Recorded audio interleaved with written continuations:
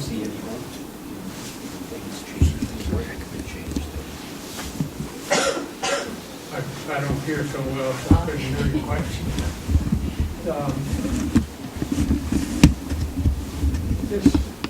This has been going on for a long time. I mentioned Claudia Hibachi's book about Prisoner of Every Generation. There's a man who was actually imprisoned under the last king, under Nasser, under Sadat, under Mubarak, all generals. Finally, the first truly democratically elected person as head of state in Egypt was Morsi. And they didn't give him a chance to govern. They threw him out, and they're threatening him with a death sentence. And they're deadly serious about it. Now they're rounding up people in the streets, they're rounding them up in their homes, they're taking thousands and thousands of prisoners. From what I saw this time, and I hadn't seen it before anywhere near the degree, they're particularly hitting at women because they can terrorize everybody that way. And they intend to have another general. No democracy. They've been pretty successful at it. It needs to end. How can it end? One thing maybe add that was interesting there is that the people we talked to, the activists, often who were victims of these circumstances, they were very strong in their commitment to continue. We certainly didn't see a lot of we didn't see the effect that I think the authorities had hoped that some of the violence would have on them. At least what we could sense from them and what they portrayed in their statements to us was that they were very committed to continue to strive for democracy. Some said to us even that we will put our lives on the line for democracy. And they said that in a way that didn't just sound like it was a word that was believable, and they really internalized that.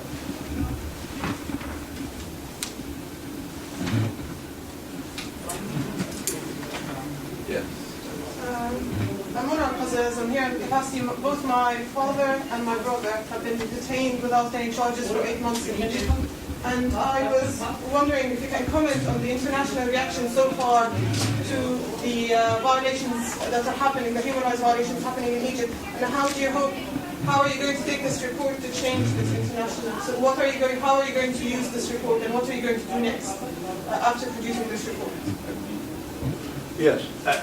Number one, I think in the past week, I've noticed some really important international news coming out regarding what's happening in Egypt.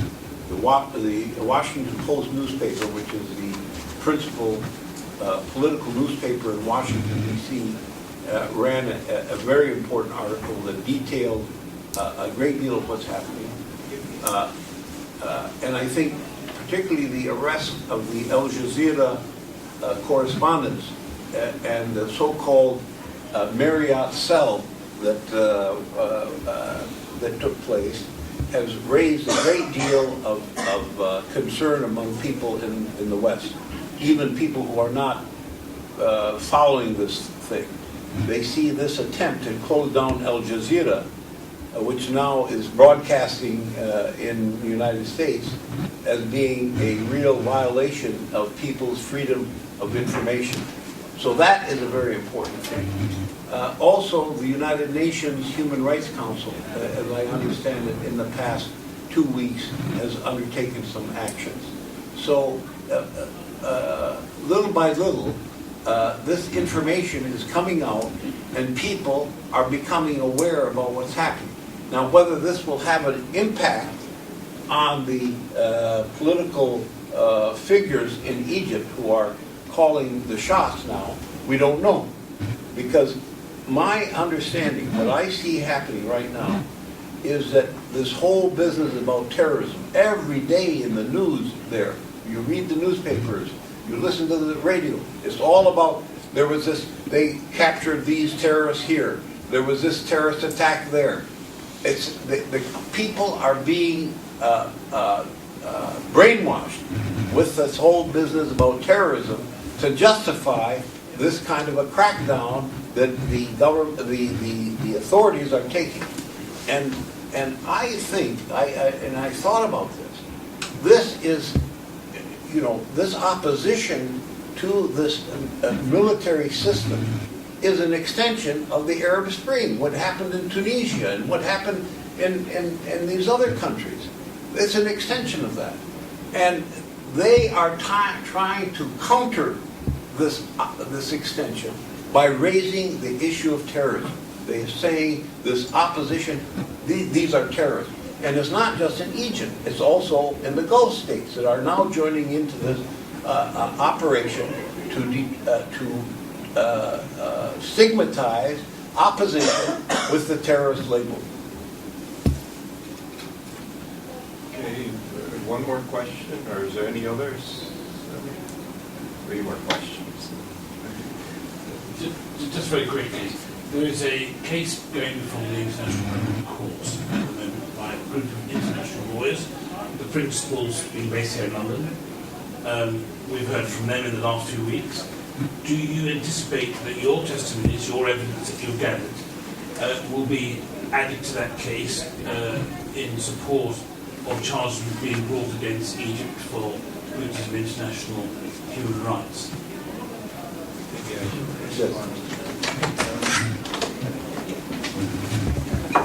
That case is at a very initial stage. We did not do the type of fact-finding that I think would even be useful to a criminal case. That requires very detailed fact-finding, because even before an international court, you must prove the guilt of a person beyond the shadow of a doubt. But we're not even at the stage of jurisdiction with that. So I think that there are some very important jurisdictional questions that will have to be answered before we can start to think about evidence on it. What I would say is that many of the things that we saw, so at least you might say anecdotal evidence, things that need to be investigated properly, are very troubling, and if they are as bad as they appear to be, they could certainly constitute crimes against humanity. But that will be at a much later stage, and I think for a much more thorough investigation. You should realize that we were trying mainly, we were not trying to prove something was happening. We were trying to compare the situation very much that we hear about, even from Egypt's own representatives. Last week, Hashim Badr, the Deputy Minister of Foreign Affairs, or Assistant Minister of Foreign Affairs, went to the Human Rights Council and described the situation in Egypt as fairly good. There are a few people carrying out violence against the state, but it's a police activity that we're trying to do to deal with these people, and that otherwise things are going well in the state. We heard 2 government officials when we were in Egypt, the Minister of Justice and the Vice President, Mr. Shoker, the Vice President of the National Council on Human Rights, tell us that the situation in Egypt is dire, that there's violence, that they don't have control over the people, the social system is failing. These were government officials saying that, and I think that was very striking, that difference. That's not a difference that certainly comes out overseas from diplomatic representatives, and as we see with the difficulties in reporting from Egypt, it's also not often a vision that you see even in the reports that you get from that country. And journalists have a difficult time of trying to draw this out. It was not easy for us either, but it was striking that even government officials stated that.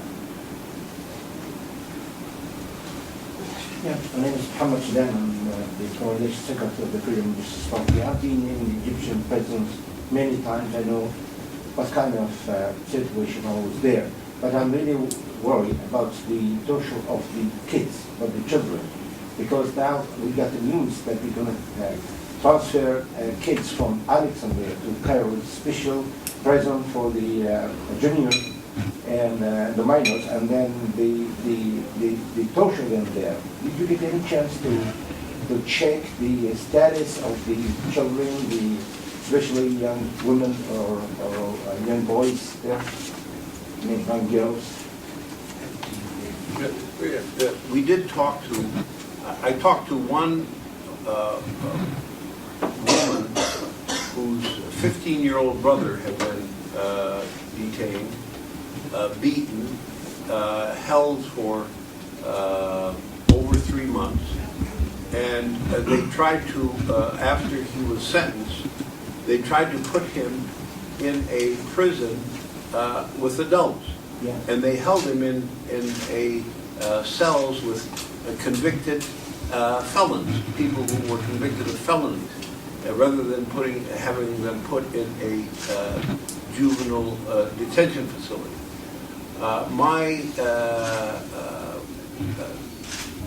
And I understand that this is a problem, and that even the Human Rights Council says it's a big problem. And this, the Human Rights Council is not terribly critical of the government.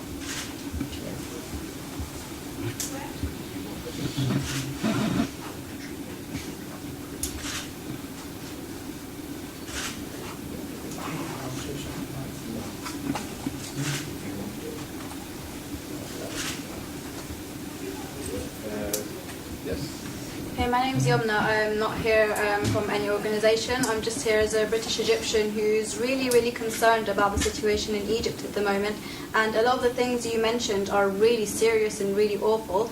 So I'm wondering now, not the United Nations, not those big organisations, but as normal people, members of the public, what is it we can do? Well, you got to do what you're doing now. I mean, you organized a press conference. You have to get information sheets, gather information, distribute it, get people to understand what's happening, put together fact sheets. This is very important. Put together a fact sheet.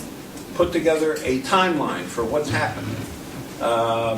Put together cases. Take an individual case and write it up. Distribute that. Humanize these people. All right, that's what you can do. If you get these cases, get statements from them, and discuss what's happened in each and every case, and distribute it to human rights organizations. There's a lot of different human rights organizations. They've got to be informed, and it's up to you to do that, because you have the resources, and you have the contacts, and you have the information that you can do with that. If I may add, as an international human rights lawyer that spends most of my time working with victims, I've represented people in almost a dozen different African countries, also in the United States and all. I think that it's very important in cases of widespread violations of human rights to be able to raise the voice of individuals stronger. And as a lawyer, as an international human rights lawyer, we do that often by bringing these issues to human rights bodies. And you might have heard, just this week, while we were in Egypt, there were Egyptian NGOs, some based outside of Egypt and some from within Egypt, that went to the Human Rights Council. And they essentially refuted what the government was saying there. There were only about 4 or 5 voices doing that. I think there need to be a greater number of voices doing that. And one way they can enhance their own voice is they can provide this information to the more than 24 special rapporteurs, a special rapporteur on the independence of judges and lawyers, the working group on arbitrary detention, the working group on involuntary and enforced disappearances. These are bodies that will, as a corporate body or even as an individual speaking to the Human Rights Council, they will say, we have looked into this and we find this also to be a problem. And then they put it before the Human Rights Council in a way that the Council cannot ignore it. And then if the Human Rights Council, for example, takes a resolution on it or even discusses it, then that's something that gets a wider audience. And I think that's important to do that. It also tests the veracity of the events, and it gets many more people to believe, rather than just one activist saying it, that this is an internationally recognized body that every state in the United Nations has given the authority and recognition as a body that can determine whether or not these type of actions are taking place. Maybe give the last word to one more question. Yeah, sorry. As after this question, the same like when you said you have to do as was organized today and everything, but we didn't find any result on the Egypt land. We need to see a result. How we can find the result? What we're doing? Well, Because it's still like, it's getting worse and worse now.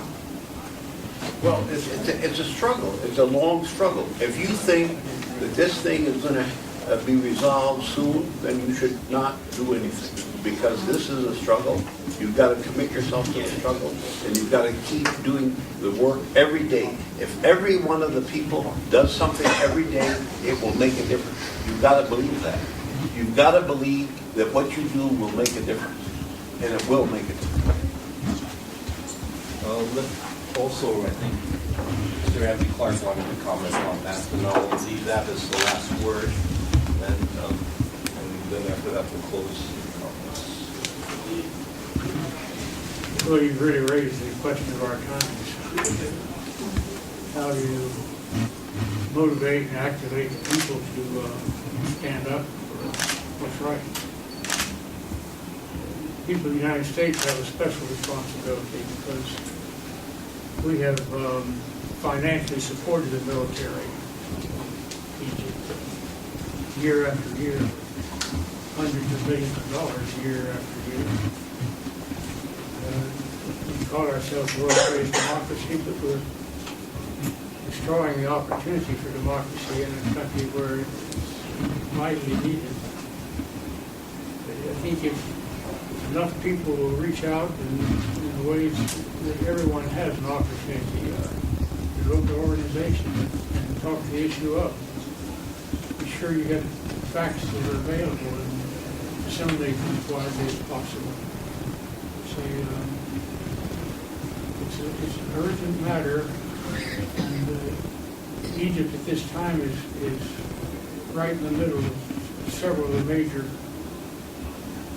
potential for conservation on the planet. Question of religion and Islam, and question of militarism, question of brutalization of their own populations by police state.